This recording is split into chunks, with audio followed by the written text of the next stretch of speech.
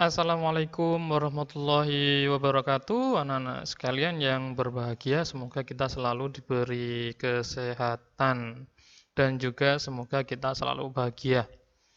Pada kali ini kita sudah masuk di tema 2 ya, di kelas 4 semester 1 tema 2 yang sebelumnya kita sudah di tema 1. Sekarang sudah masuk tema 2, selalu berhemat energi subtema 1, yaitu sumber energi pada pembelajaran ke-1. Sudah siapkah kalian dalam pembelajaran kali ini? Kita lihat, yaitu matahari sumber kehidupan di bumi. Ya, ini matahari ya, matahari yang cukup panas. Ini adalah bumi, planet yang terindah, ya. Matahari sebagai sumber energi terbesar, memancarkan panas dan cahayanya ke bumi. Cahaya matahari menerangi bumi sehingga kita dapat melihat semua makhluk hidup dan benda di siang hari. Panas matahari mengakibatkan adanya kehidupan di bumi sehingga matahari ini sangat bermanfaat bagi kehidupan di bumi. Jika tidak ada panas matahari, sinar matahari, maka bumi ini tidak akan ada. Terus juga tidak akan ada makhluk hidup gitu. Selanjutnya di sini ada di buku kalian ya, di halaman 1 di buku tema. Di situ ada peran matahari bagi kehidupan di bumi. Ini ada matahari yang menyinari untuk mengeringkan pakaian. Ini ada bapak-bapak yang sedang mengeluarkan gas CO2, karbon dioksida. Di sini ada tumbuhan yang mengeluarkan oksigen ketika di siang, pagi, sore hari, ketika malam si tumbuhan akan menghirup oksigen pula.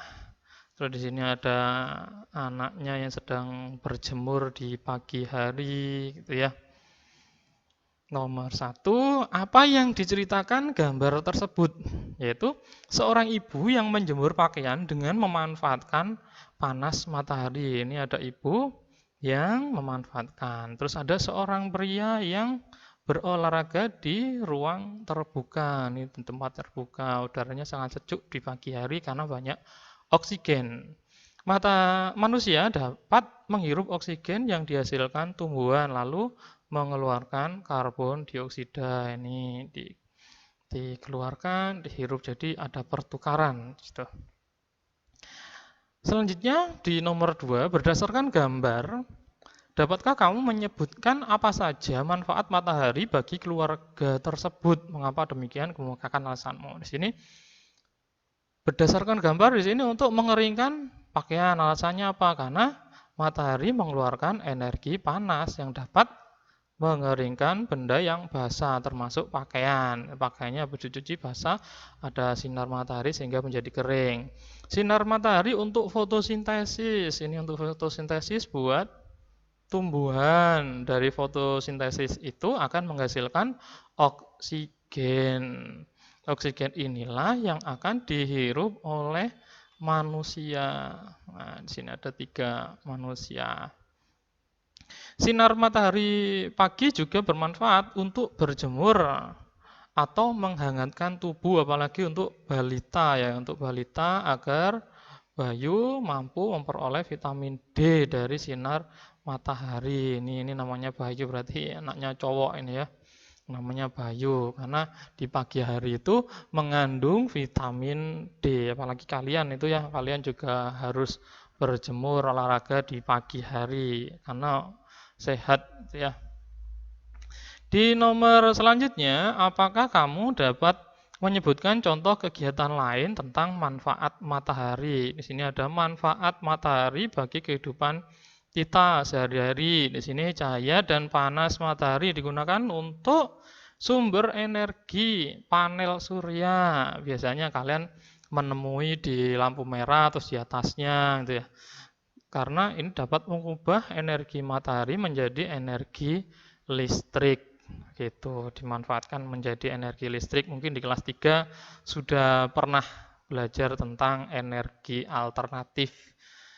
Selanjutnya di sini ada hanya tambahan saja buat kalian untuk pengetahuan. Ini matahari, ini adalah tata surya, ini ada planet-planet, ada yang terbesar. Nah, ini kita ada di sini ya, di Earth, di bumi yang ada di nomor 3, urutan ketiga. Di sini Merkurius, Venus, Bumi, Mars, Jupiter, Saturnus, Uranus, dan Neptunus. Ya.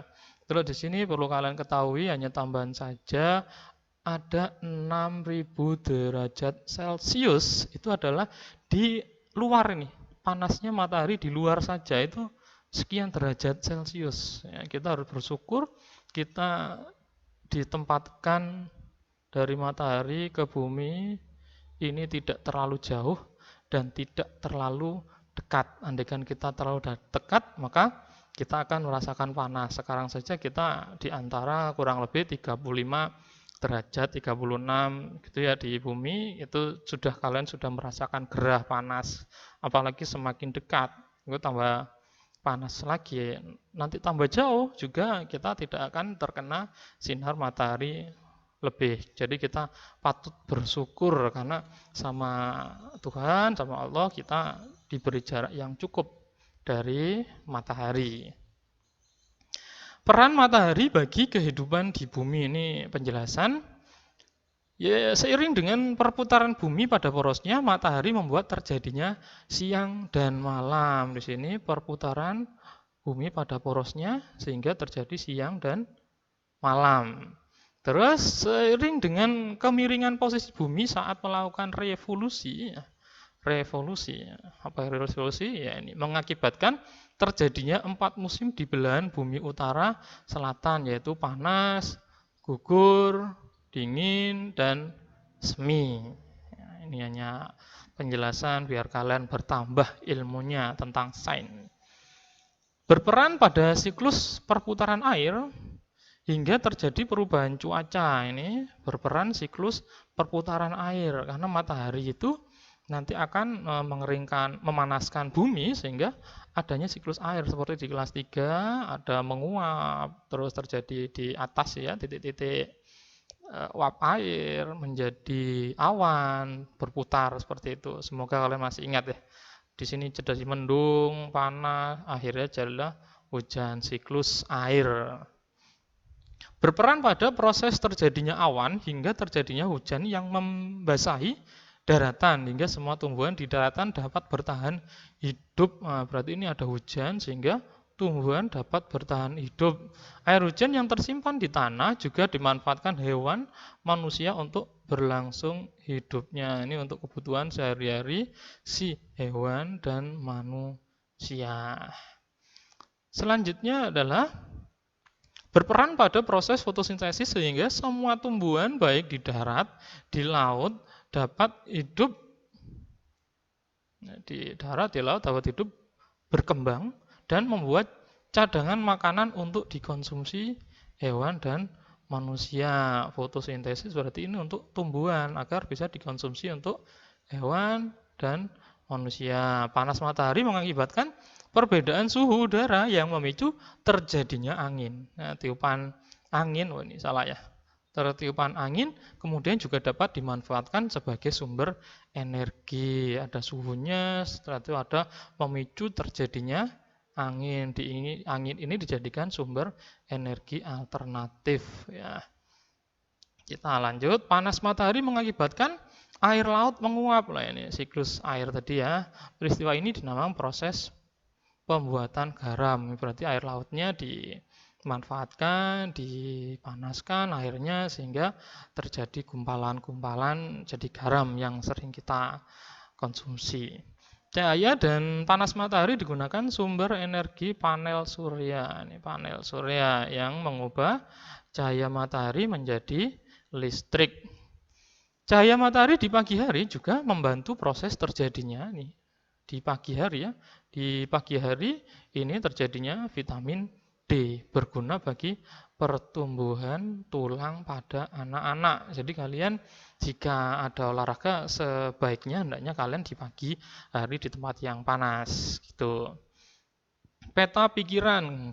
Yang dulu kita membahas tentang gagasan pokok, gagasan utama. Kita di sini membahas tentang pikiran. Bagaimana peta pikirannya?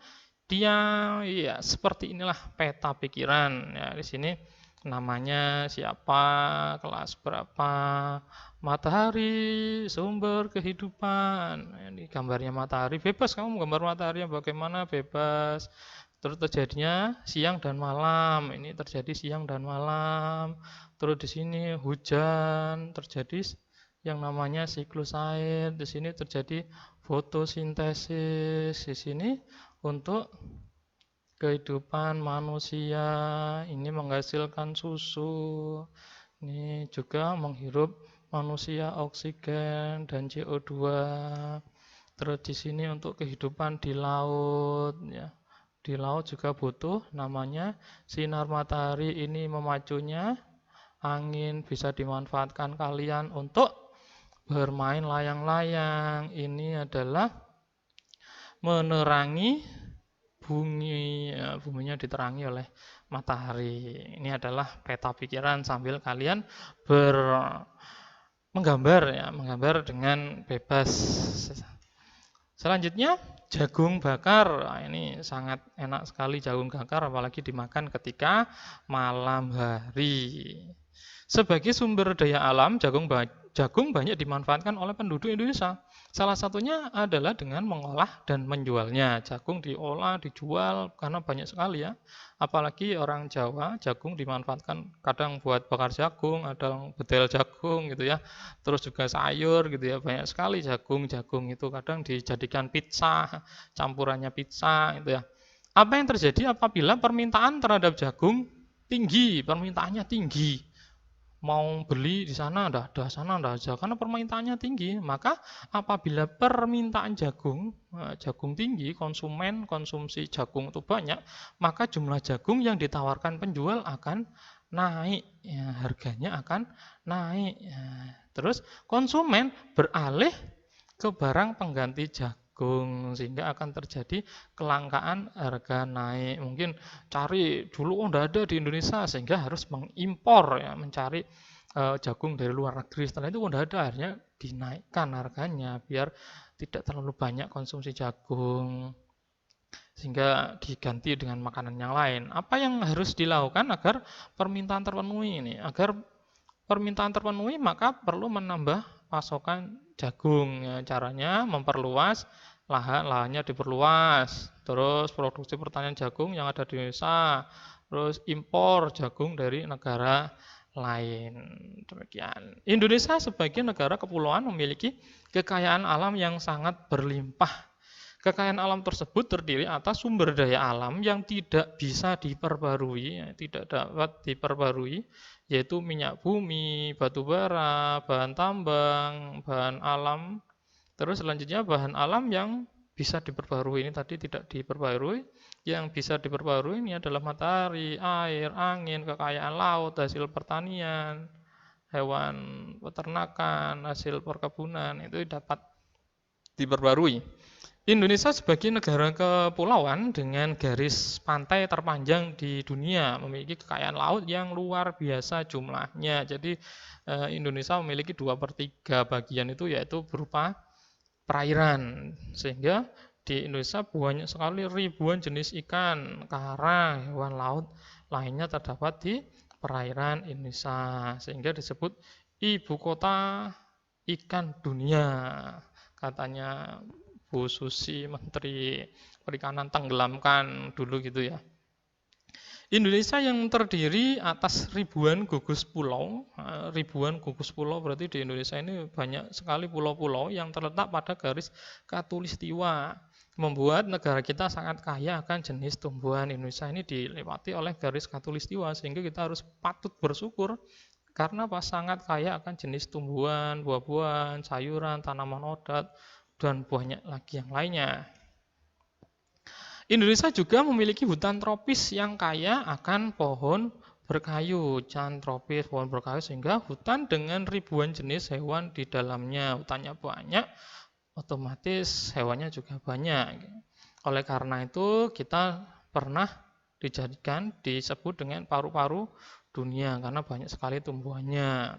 Kita harus menjaga hutan-hutan yang ada di Indonesia. Kalau main di hutan jangan sampai membuang kotoran, bungkus makanan kamu bawa lagi sampai di rumah, buang di tempat sampah, jangan di hutan ya. Hutan di Indonesia ini banyak yang musnah. Kenapa kok musnah? Iya, karena pohon-pohonnya banyak ditebangi. Banyak tebangi, dialihfungsikan, dijadikan kelapa sawit, jadikan industri, tuh, jadikan perumahan, gitu ya. Jadi kita jangan sampai kita harus memperhitungkan sebagainya. Kita sebagai bangsa Indonesia tentunya bangga dengan kekayaan alam yang berlimpah, harus bangga karena melimpah ya, wajib memanfaatkan sumber daya alam tersebut dengan bijak. Sumber daya alam berdasarkan teks ya, berilah masing-masing 3 contoh sumber daya alam yang dapat diperbarui dan yang tidak dapat diperbarui. Dan ini sumber daya alam yang dapat diperbarui, yaitu ini. Nah, tumbuhan hewan sinar matahari, terus yang tidak dapat diperbarui yaitu minyak bumi, emas, besi yang ada di bumi-bumi ini ya. Selanjutnya adalah 3 contoh di luar teks ya. Yang tadi ada teksnya, yang sekarang yang di luar yang tidak ada teksnya, yaitu di sini sumber daya yang dapat diperbarui ini tanah, hasil perkebunan, hasil pertanian ya. Terus yang tidak dapat diperbarui batu bara, nikel, timah, demikian. Sumber daya alam nomor 3.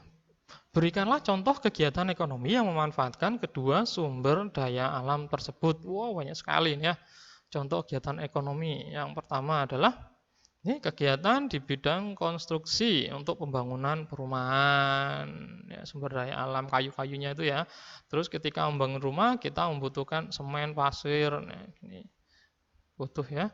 Terus sumber daya alam yang tidak dapat diperbarui bila batu kapur sebagai bahan semen, biji besi bahan rangka, batu granit sebagai bahan keramik habis, kita tidak bisa lagi memperbanyak atau meremajakan sumber daya alam ini. Maka ini, kalau ini habis, ya kita tidak dapat memanfaatkan ini lagi, ya, tidak dapat meremajakan lagi, ya.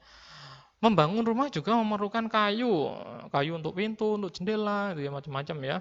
Terus berbeda dengan sumber daya alam sebelumnya, sumber daya alam dapat diperbarui karena kita dapat menanam kembali pohon baru sebagai sumber kayu yang digunakan. Kalau ini terbuat dari kayu ini adalah sumber daya alam yang dapat diperbarui karena apa? Karena kita bisa menanam kembali pohon yang baru. Selanjutnya, tulislah pendapatmu tentang kegiatan ekonomi tersebut. Di sini, kegiatan ekonomi bagi kelestarian sumber daya alam akan berdampak menipisnya sumber daya alam. Dipakai terus sehingga sumber daya alamnya habis, maka kita harus menanam. Ya, terus dikarenakan sumber daya alam dimanfaatkan untuk diolah dan dijual sehingga bisa habis, diambil, diolah, dijual, habis lama-kelamaan. Terus penggunaan sumber daya alam yang berlebihan akan berdampak negatif bagi kehidupan manusia. Mungkin akan terjadi banjir, gitu ya. Jadi kita harus menghemat penggunaan sumber daya alam yang tidak dapat diperbarui agar tidak cepat habis. Terima kasih. Itulah tadi pembelajaran kali ini. Semoga bermanfaat dan sehat selalu. Assalamualaikum warahmatullahi wabarakatuh.